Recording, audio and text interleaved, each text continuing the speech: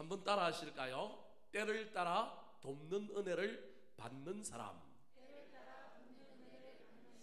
오늘 보면 16절에 보니까 귀한 말씀, 우리가 너무도 잘 아는 말씀이 여기에 기록되어 있어요. 화면에는 안 나올 텐데요. 우리 16절 말씀 다시 한번 같이 한번 읽어볼까요? 16절입니다. 시작. 그러므로 우리는 긍휼하심을 받고 때를 따라 돕는 은혜를 얻기 위하여 은혜의 보좌 앞에 담대히 나아갈 것이니라. 때를 따라 돕는 은혜 멋지지 않습니까? 저와 여러분의 삶 속에 이런 은혜가 넘쳤으면 얼마나 좋겠습니까? 이 때를 따라 하나님 나를 도와주시고, 힘들 때, 어려울 때, 위기를 넘어가고 고난을 넘어갈 때 하나님이 나를 도와주시면 얼마나 좋을까. 저와 여러분의 인생에 이런 일이 넘쳐났으면 좋겠습니다.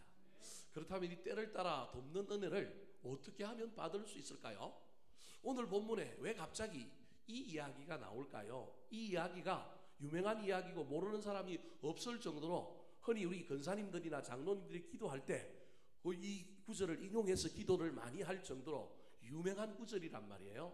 근데 이 구절이 히브리서 속에서 어디에 위치하고 있는지, 왜 이 이야기가 나왔는지를 좀 이해를 해야 합니다. 그래서 좀 복습을 할 겸 우리가 지금 히브리서를 계속해서 살펴보고 있는데, 수요일마다 오늘 히브리서 9번째 시간이란 말이에요. 복습을 좀 해야 돼요. 제가 한 주 빠졌기 때문에 또 다 까먹었잖아요. 그래서 복습을 부지런히 좀 해야 되기 때문에 복습을 한번 해봅시다. 히브리서가 왜 쓰여졌다고요?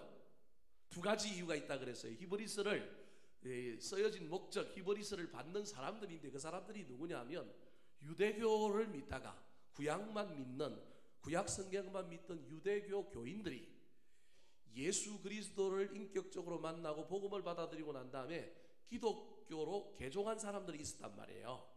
근데 이 사람들이 지금 무슨 일이 일어나가지고 지금 신앙이 왔다 갔다 하는 거예요. 그래서 다시 어디로 돌아가려고 그래요?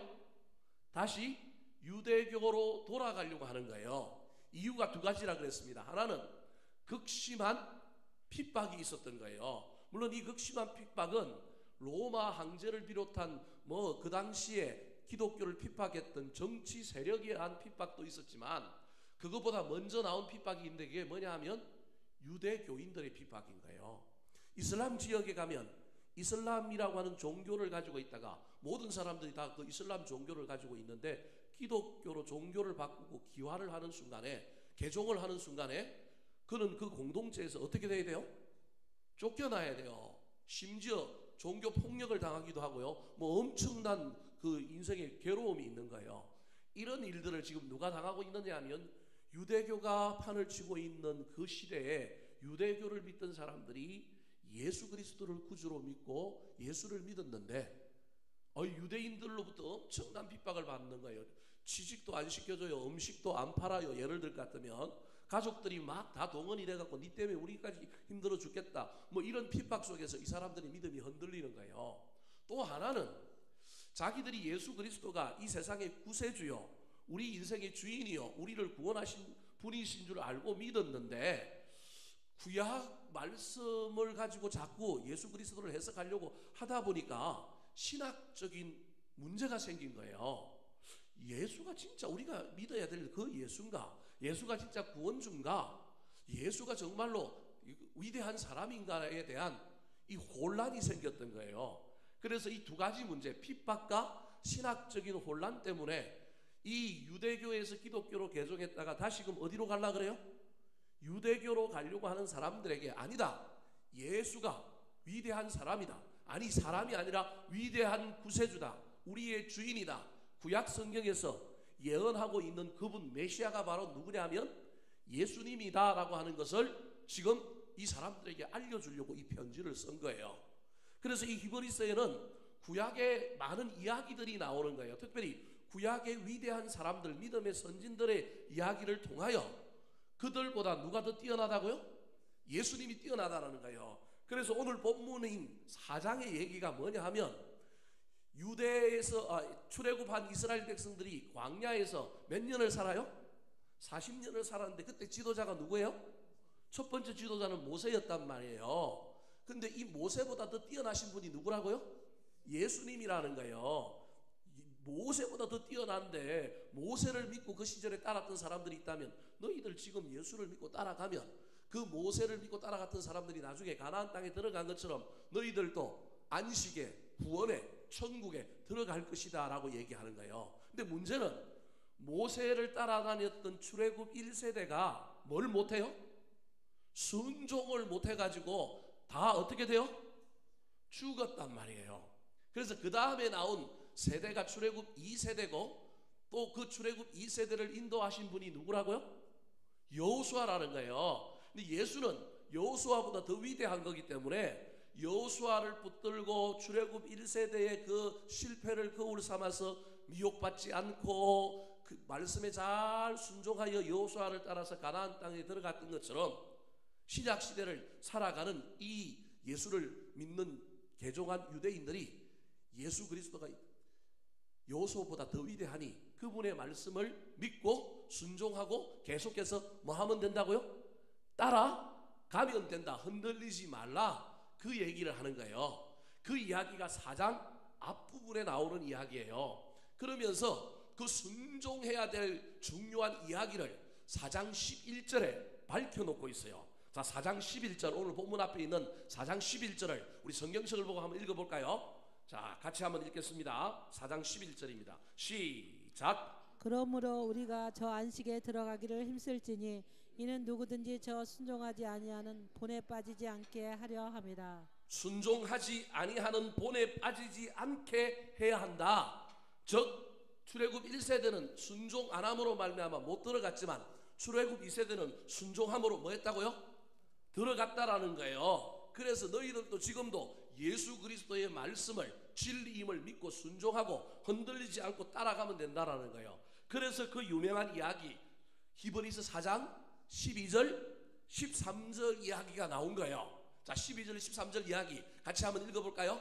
12절 13절입니다. 시작. 하나님의 말씀은 살아있고 활력이 있어 자위의 날선 어떤 검보다도 예리하여 혼과 영과 및 관절과 골수를 찔러 쪼개기까지 하며 또 마음의 생각과 뜻을 판단하나니 지으신 것이 하나도 그 앞에 나타나지 않음이 없고 우리의 결산을 받으실 이의 눈앞에 만물이 벌거벗은 것 같이 드러나느니라. 자, 그러니까 신앙의 최종적인 목표, 이 신약의 초대교회를 살았던 이 사람들에게 지금 뭐라고 얘기하고 있냐면 신앙에서 반드시 붙들어야 될 것인데 그게 뭐냐면 순종인데 그 순종은 뭐에 대한 순종이라고요?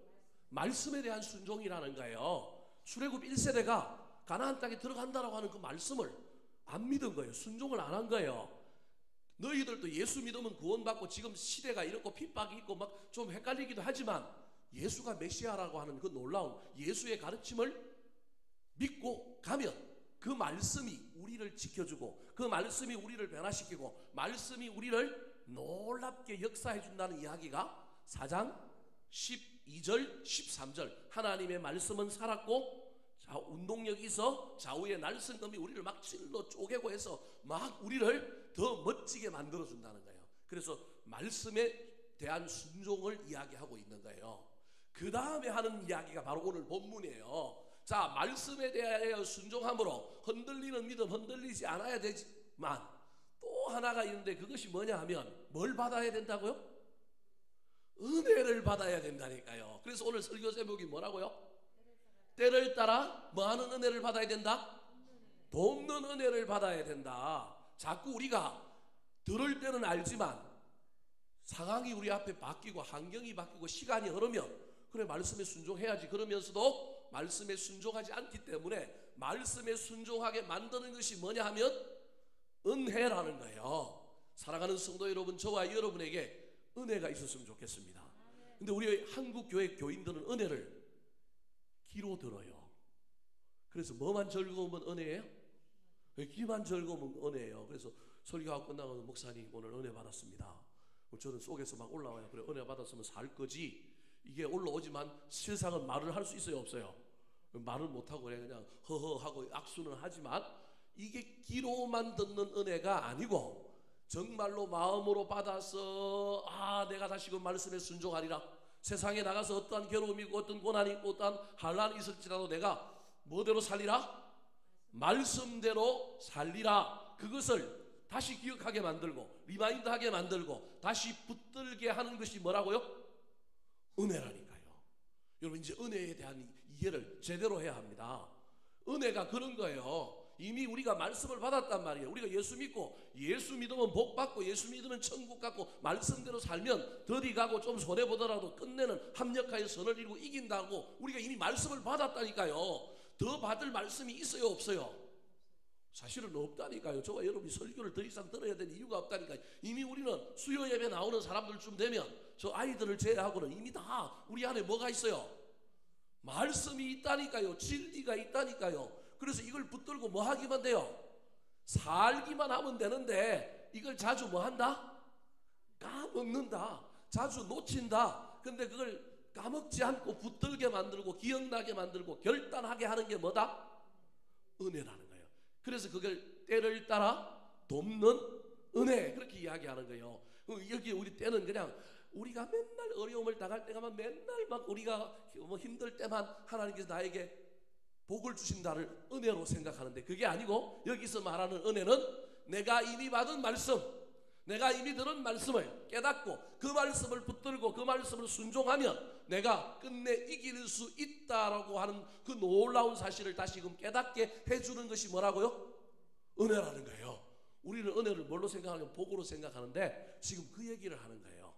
사랑하는 성도 여러분, 저와 여러분의 삶 속에 이 때를 따라 돕는 은혜가 넘쳐나서 그 은혜로 말미암아 다시금 결단하고 다시금 겸손해지고 다시금 순수해지고 다시금 거룩해지는 놀라운 역사가 저와 여러분의 삶에 일어나게 되기를 예수님의 이름으로 축원합니다. 자, 그렇다면 이 때를 따라 돕는 은혜를 받는 사람, 그래서 말씀에 순종하게 되고 말씀을 붙들고 살아가게 되는 이 사람은 어떤 사람일까요? 어떻게 해야 이 때를 따라 돕는 이 은혜를 받을 수 있을까요? 첫 번째 따라 하시겠습니다. 기도의 도리를 잡은 사람.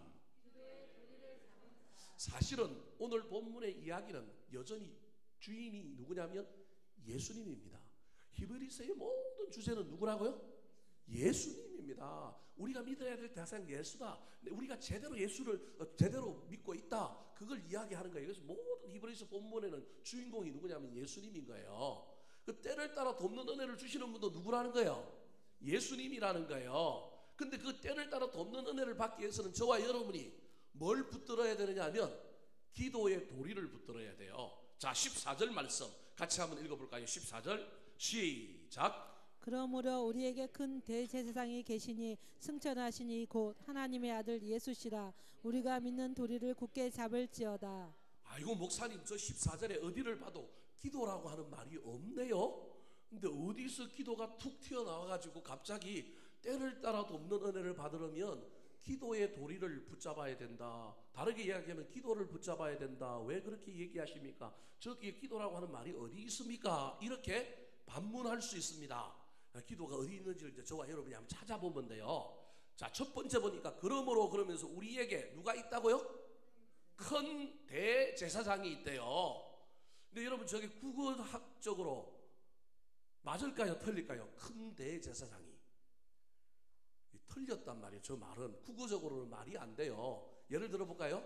친구야, 내일 10시에 노란진 역전 앞에서 만나자. 이게 우리가 흔히 쓰는 표현인데 이게 맞는 표현이에요? 틀린 표현이에요? 잘 몰라요?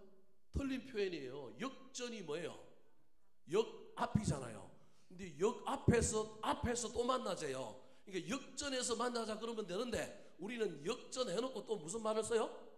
앞에서라고 하는 말을 또 쓰는 거예요. 그래서 사실은 이거 국어학적으로는 틀린 말이에요. 역전 앞에서 만나자 그러면 틀린 표현이라니까요. 근데 우리는 간용적으로 그걸 뭐예요? 쓰는 거예요. 마찬가지로 저것도 틀렸단 말이에요. 대자가 무슨 대자예요? 큰 제사장이란 말이에요. 근데 큰 제사장이 대제사장이니까 큰이라고 하는 말을 쓸 필요가 있어요, 없어요? 없어요. 이게 말이 안 되는 표현이죠. 왜 저렇게 쓸까요? 대제사장을 뭐 하기 위하여? 강조하기 위하여. 노란진 역전 앞에서 만나자 하면 뒤가 아니고 어디에서 만나자고요? 앞에서 만나자. 여러분 노량진은 육교가 있잖아요. 거기 가면 역전 앞에는. 그래서 어디에서 만나기가 중요하단 말이에요. 그래서 앞을 강조하기 위하여 역전이라고 하는 말 다음에 또 앞을 썼단 말이에요. 그 말은 대제사장, 저 대제사장이 따지고 보면 구약에는 대제사장이지만 신약에는 누구예요? 예수님이란 말이에요. 대제사장이 위대한 분이라는 거예요. 우리는 이분을 믿는다라는 거예요, 신약에서. 그래서 예수님을 강조하기 위하여 대제사장 앞에 또 무슨 단어를 썼느냐 하면 큰 대제사장을 썼다라는 거예요. 근데 그 대제사장이 우리에게 계신다라는 거예요. 그러니까 이분이 누구예요? 예수님이죠. 근데 그분은 뭐 하신 분이라고요? 성천하셨다라는 거예요. 성천. 여러분, 저 성천을 제가 지난주에 여러분에게 설명했는지 모르겠지만, 여러분, 예수님께서 성천하셨어요. 근데 그 성천의 의미가 우리 주님께서 부활하셨고 우리 주님께서 완전한 신이 되셔서 하늘로 올라가셨다라고 하는 의미도 있지만, 예수님의 성천이 왜 예수님이 성천하시지 말고 이 땅에 계속 있으면 되는데 왜 성천하셨느냐 하면, 십자가의 대속은 십자가를 지는 것만으로가 해결되는 게 아니고, 십자가의 대속은 어떤 교리를 담고 있느냐 하면 구약의 레위기에 죄위적인 요소를 담고 있어요. 죄위적인 요소라고 하는 건 구약의 제물을 태우고 나면 뭐가 올라가요? 연기가 올라간 것처럼 예수님이 십자가에 죽고 난 다음에 피를 흘리고 난 다음에 반드시 성천해야 되는 이유는 구약에 연기가 올라간 것처럼 예수님이 온전히 하나님께 어떻게 됐다? 드려졌다, 받아졌다, 그 모든 것이 제사의 완성인 것처럼 십자가 구속의 모든 완성이 성천으로 끝나기 때문에 올라가신 거예요. 어렵죠? 한 번도 들어보지 못한 이야기를 제가 여러분에게 했습니다. 여러분, 성천이 가지고 있는 의미가, 그래서 우리가 사도신경 할 때 막 성천에 대한 이 이야기, 예수 그리스도를 이야기할 때 성천을 반드시, 별로 강조 안 하는 것 같지만 반드시 하고 있는 이유가, 성천까지가 예수 그리스도의 구속사역의 뭐라고요? 완성인 거예요. 거기까지가 완결인 거예요. 구약의 제사의 모범을 그대로 신약으로 갖고 왔기 때문에 그러는 거예요.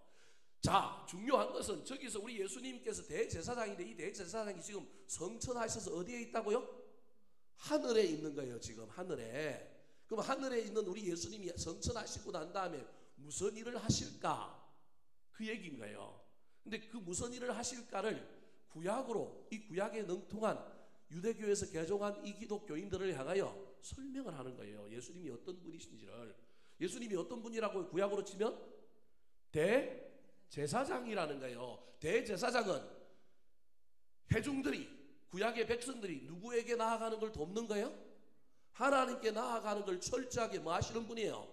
돕고, 예배를 돕고, 제물을 돕고, 기도를 돕는 분이라는 거예요. 그래서 저기에 지금 저 14절의 이야기에 뭐가 지금 숨겨져 있느냐 하면, 기도의 중보자 되시는 예수 그리스도의 모습이 저 안에 있는 거예요. 그래서 저 끝에 예수시라 그래 놓고 우리가 믿는 도리를 굳게 잡을지어다라고 할 때, 그럼 믿는 도리는 뭐냐 하면 기도를 들어주시는 하나님, 우리의 기도의 중보자 되시는 예수님, 이게 우리가 믿는 거라는 거예요. 그래서 저기 우리가 믿는 도리는 궁극적으로 뭘 가르친다고요? 기도를 가르치는 거예요. 때를 따라 돕는 은혜는 기도하는 사람에게 생겨요. 여러분이 잘 이해가 안 되는지 모르겠지만, 기도하지 않고 나 예수 잘 믿으니까 나 그냥 평소에 신앙생활 잘하고 여전히 하나님, 난 경상도식으로 하나님 제 마음 아시죠? 이거는 아니라는 거예요. 기도하는 자에게 때를 따라 돕는 은혜를 주신다라는 거예요. 마태복음 14장에 보면 베드로가 물 위를 걸어가신 예수님을 보고 따라서 뭐해요? 물 위를 걸어요. 그런데 바람이 이는 걸 보고 그냥 마음이 이상해져가고 뒤숭생겨져가고 그냥 물속으로 빠져갔어요. 그죠? 그런데 그때 베드로가 물속에 빠져가면서 뭐라고 얘기해요?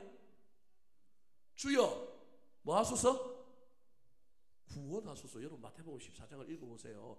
이게 기도라니까요. 주여 뭐 하소서? 구원하소서. 고난을 당할 때, 빠져갈 때는 뭐 해야 되는 거예요? 주여 구원하소서 기도해야 된다는 거예요. 지금 이 유대교에서 개종해서 기독교를 믿고 있는 사람들이 신학적인 혼란, 핍박 때문에 지금 이들이 고난을 당하고 있어요. 환난을 당하고 있어요. 이때 때를 따라 돕는 은혜를 받아야 돼. 그래서 다시금 예수 그리스도를 붙들고 믿는 그 믿음을 계속해서 전진해 나가야 되는데, 고난 때문에 위축되고 가만히 있는다고 때를 따라 돕는 은혜가 주어지는 것이 아니고, 무슨 도리를 굳게 잡아야 한다고요? 기도의 도리를 굳게 잡으면 베드로가 빠져갈 때 주여 구원하소서 그랬더니 예수님이 베드로를 뭐 했어요? 건져주셨다니까요. 여러분 베드로가 무리를 몇 번 걸었을까요? 여러분 한 번도 생각 안 해봤죠? 그 장면을 자세히 보면 베드로가 무리를 몇 번 걸은 것 같아요? 2번 걸었다니까요. 2번. 주님 마중 나가면서 한 번 가다가 빠져가지고 주님이 건져주셨죠? 우리는 이 건져주신 걸 어떻게 이해해요? 그냥 주님이 그냥 품에 안아가지고 그냥 배까지 그냥 이렇게 안아서 갔을 수도 있지만, 제가 보기엔 손으로 잡아서 건져주셔서 우리 주님과 둘이 다시 뭐하고 오신 거예요? 걸어서 배 위로 다시 오신 것 같아요. 제 해석이 맞는지 천국 가서 우리 한번 베드로 선생님한테 한번 물어봅시다. 제가 보기엔 베드로가 무리를 2번 걸은 거예요. 첫 번째 무리를 걷는 건 호기심 반 약한 믿음이었지만, 고난을 당하고 물속에 빠져갔던 그가 기도를 통하여 돕는 은혜를 받았더니 그 다음에 걷는 그 무리를 걷는 그 걸음은 확신에 찬 걸음이요, 위대한 걸음이라는 거예요. 그래서 여러분, 고난이 우리에게 쓸모없는 것이 아니에요. 여러분, 저와 여러분에게 이런 놀라운 일이 일어나야 된다는 거예요. 이 놀라운 은혜는 반드시 때를 따라 돕는 은혜는 무엇으로부터 온다고요? 기도로부터 온다. 저와 여러분 이 사실을 잘 기억하여서 기도의 도리를 굳게 붙잡음으로 말미암아 때를 따라 돕는 은혜를 받아 누리는 저와 여러분 되시기를 예수님의 이름으로 축원합니다. 두 번째, 때를 따라 돕는 은혜를 받는 사람은 어떤 사람일까요? 따라 하시겠습니다. 고난을 이기는 사람. 아이고, 때를 따라 돕는 은혜를 주셔야 하는데, 그래야 고난을 이기는데 어떻게 고난을 이기는 사람에게 때를 따라 돕는 은혜를 주신다고 이야기하십니까? 말이 좀 어폐가 있지 않습니까? 예, 또 설명을 한번 해보도록 하겠습니다. 15절 말씀 같이 읽겠습니다. 15절입니다. 시작. 우리에게 있는 대제사장은 우리의 연약함을 동정하지 못하실 리가 아니요 모든 일에 우리와 똑같이 시험을 받으신 이로되 죄는 없으시니라. 자, 저기 보십시오. 15절에 이렇게 얘기하고 있잖아요. 우리에게 있는 대제사장은 우리의 연약함을 동정하지 못하실 이가 아니요. 여러분, 저기 부정문을 이중 부정문을 써놓으니까 얼마나 어려워요. 예, 저걸 그냥 우리에게 있는 대제사장은 우리의 연약함을 아시는 분이요 이래 놓으면 얼마나 좋겠어요. 근데 성경을 저렇게 비비 꼬아놨을까? 저건 이런 의미가 있는 거예요. 우리 인간이 연약하여 우리 인간이 죄를 범할 수밖에 없는 존재이다 보니까 예수님도 우리랑 같은 의미, 그러니까 정당만을 제시하는 것이 아니라 이중 부정을 써서 우리를 좀 죄를 범하고 넘어질 수밖에 없는 우리를 좀 인정해 주기 위하여 성경을 저런 방식으로 쓰고 있는 거예요. 여하튼 어떤 방식으로 썼든지 간에 저 문제의 핵심은 뭐냐 하면, 우리의 대제사장 되시는 예수님은 우리 인간의 뭘 안다고요? 연약함을 안다라는 거예요. 어떻게 아시느냐 하면 모든 일에 우리와 똑같이 뭘 받으셨다고요? 이게 무슨 얘기냐면, 우리 주님이 인간의 몸을 입고 이 땅에 오셔서 우리 인간이 겪는 고난을 다 같이 겪으셨다라는 거예요. 그래서 하나님이 인간이 되지 않고 하나님이 되셨다면 우리가 하나님 앞에 이렇게 시비를 걸 수 있어요. 인간도 안 돼보고 우리 고통을 어떻게 알아요? 당신이 우리 처지가 안 돼보고 어떻게 알아요?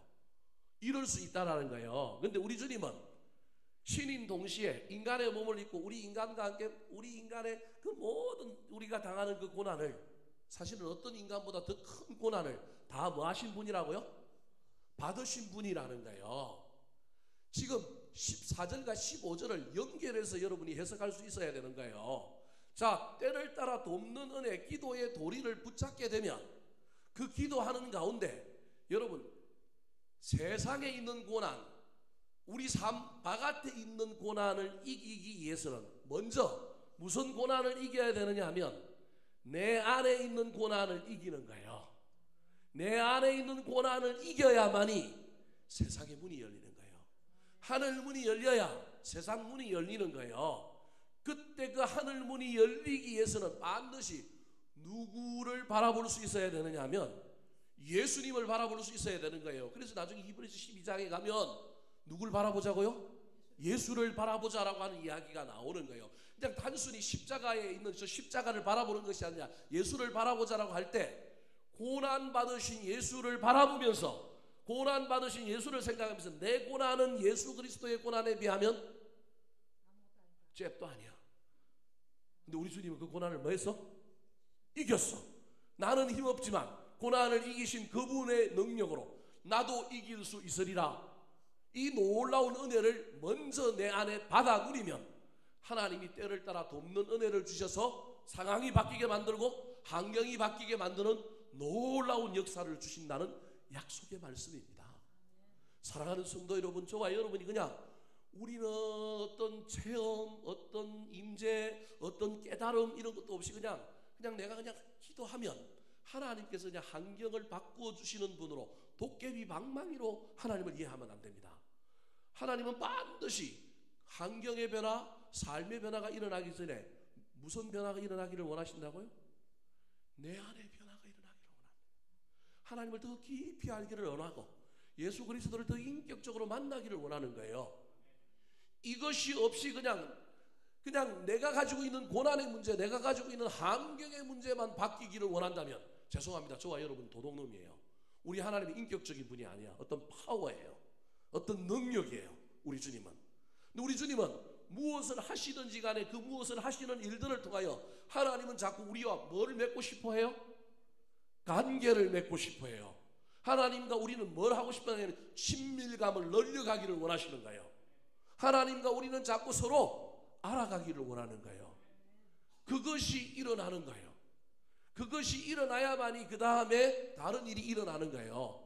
물론 때로는 우리 안에 그런 일이 일어나지 아니하여도 하나님 우리를 불쌍히 여기셔서 나는 변화가 아무것도 없고 내 인격에, 내 삶에, 내 신앙의 영적인 세계에 아무런 은혜와 체험이 없다 할지라도 그냥 내가 부르짖어 기도함으로 하나님께서 환경을 바꾸어 주시기도 해요.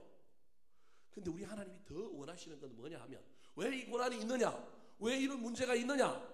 그 일을 통하여 문제도 해결할 뿐만 아니라 하나님은 우리와 뭐 하고 싶어 하신다고요?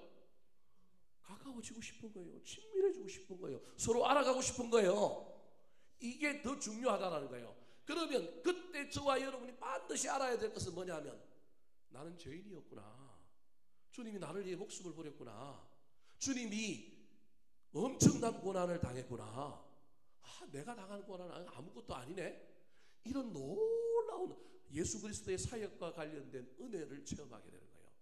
이 은혜가 들어와야 된다니까요. 그래서 내가 고난 당할 때 누구도 지금 고난 당하고 있느냐 하면 하나님이 고난도 당하고 있고 예수님이 고난을 당하고 있고 내가 고난 받는 현장에 하나님 저 하늘에서 그냥 그래 힘내 으쌰 그래 너 이겨야 돼 응원꾼으로 계시는 것이 아니라 사실은 내가 고난 받을 때 누구도 함께 있는 거예요? 예수님도 함께 있는 거예요. 하나님도 함께 있는 거예요. 그걸 경험할 때 이미 고난을 우리가 이기고 있는 거예요. 그때 뭐가 부어진다고요? 때를 따라 돕는 은혜가 부어지는 거예요. 그래서 세상을 이기고 환경을 이기는 놀라운 역사가 일어나게 되는 겁니다. 사랑하는 성도 여러분, 저와 여러분의 삶 속에 고난이 있고 문제가 있고 여러 가지 일들이 있을 때 그 속에서 문제만 해결하는 것이 아니라 주님께 더 가까이 가고 주님을 더 알아가는 놀라운 역사로 말미암아 때를 따라 돕는 은혜가 더 풍성하게 부어지는 것을 경험하게 되시기를 예수님의 이름으로 축원합니다. 마지막으로 때를 따라 돕는 은혜를 받는 사람은 어떤 사람일까요? 따라 하시겠습니다. 예배에 성공하는 사람. 자, 16절 말씀 같이 한번 읽어보겠습니다. 16절입니다. 시작. 그러므로 우리는 긍휼하심을 받고 때를 따라 돕는 은혜를 얻기 위하여 은혜의 보좌 앞에 담대히 나아갈 것이니라.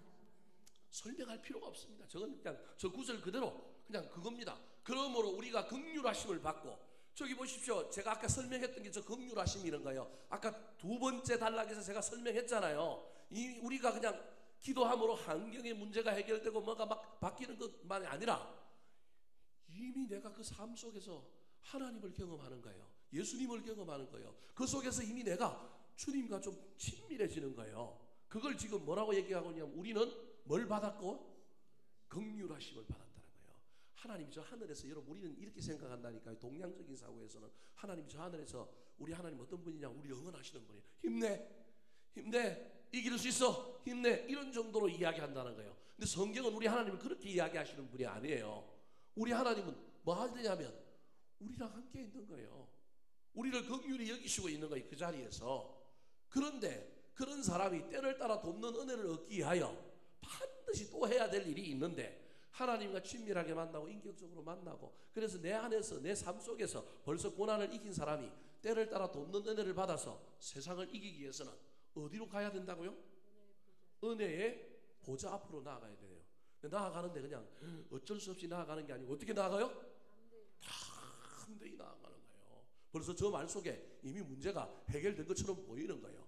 문제가 해결이 안 됐지만 여전히 상황은 바뀌지 아니하였지만 내 안에 놀라운 변화가 일어나고 내 안에 놀라운 하나님의 긍휼을 경험한 그 사람이 이제 은혜의 보좌 앞으로 나아가는데 어떻게 나가느냐면 씩씩하게 담대히 이미 답을 얻은 것처럼 주님 앞에 나아가야 할 것이니라, 나아갈 것이니라, 이렇게 히브리서 기자가 표현하고 있는 겁니다.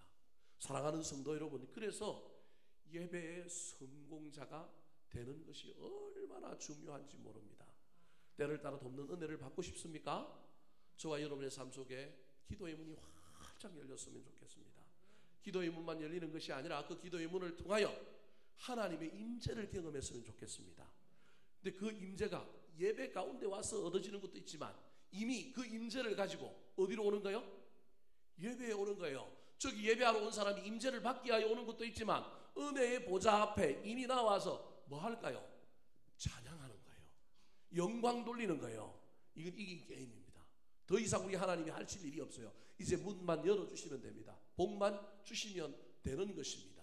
그래서 이 예배의 성공함으로 말미암아 예배의 성공이 삶으로 이어지는 놀라운 역사가 저와 여러분의 삶에 넘쳐 흐르게 되시기를 예수님의 이름으로 축원합니다.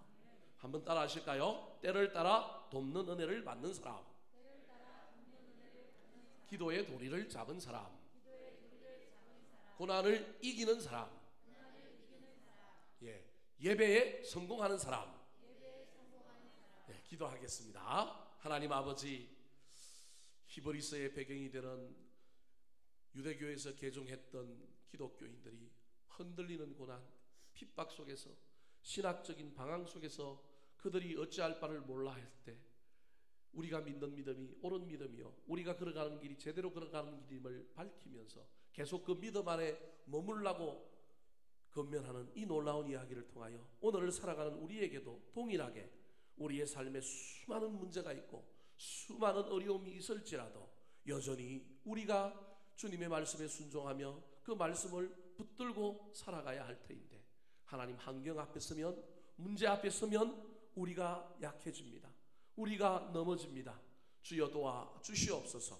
때를 따라 돕는 은혜를 더하여 주시어서 다시금 깨닫게 하여 주시고 다시금 생각하게 하여 주시고 다시금 결단하며 나아가게 하여 주시옵소서. 기도의 도리를 붙들고 나아가게 싸우니 주여, 기도하는 자들에게 큰 대제사장 되시는 우리 주님의 그 놀라운 중보가 우리의 삶에 넘쳐 흐를 뿐만 아니라 우리의 삶 속에서 우리 하나님의 놀라운 은혜와 그 친밀함, 긍휼하심으로 말미암아 벌써 내 삶 속에서, 내 마음 속에서, 내 문제 가운데서 벌써 고난을 이기고 환난을 이기는 놀라운 역사가 나타나서 예배에서는 도리어 주님을 찬양하고 주님께 영광 돌림으로 말미암아 세상의 문이 활짝 열리는 것을 경험하는 저희들의 남은 생애가 되게 도와 주시옵소서. 오늘도 주의 백성들이 주님 존전에 나와 하나님 우리의 삶을 아뢰이며 또 우리의 문제들을 아뢰이며 기도하여 싸우니 주여 들어주시고 말씀 듣고 세상에 나아갈 때 하나님께서 해결해 주시는 놀라운 역사들이 나타나게 도와 주시옵소서. 감사드리오며 이제는 우리 구주 예수 그리스도의 은혜와 하나님 우리 아버지의 무한하신 사랑과 성령님의 감동감화 위로 교통 인도하심이 들은 말씀 붙들고 때를 따라 돕는 은혜를 받아 세상에 나가겠사오니 주여 환경도 고쳐주시고 문제도 고쳐주시고 해결하여 주시옵소서. 소망하며 나아가는 주의 백성들의 머리 위에 이제로부터 영원까지 함께 하옵시기를 간절히 축원하옵나이다. 아멘.